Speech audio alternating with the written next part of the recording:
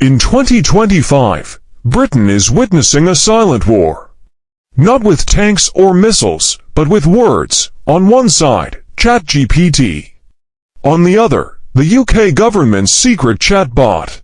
After ChatGPT took the world by storm, UK tech labs quietly started training their own AI behind closed doors, with government access to NHS, taxes, and citizen profiles. ChatGPT trained on the internet, billions of conversations, books, code, emotions. It understands humans in a terrifyingly real way. An 82-year-old woman in London was told to upload her biometric tax ID by a bot. She cried for hours, and no human answered.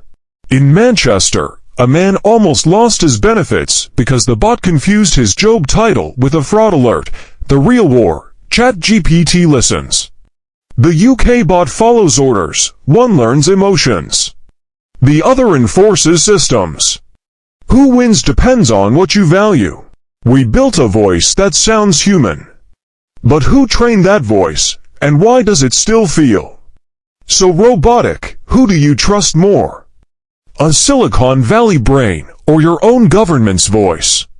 Subscribe for more AI truths from the UK.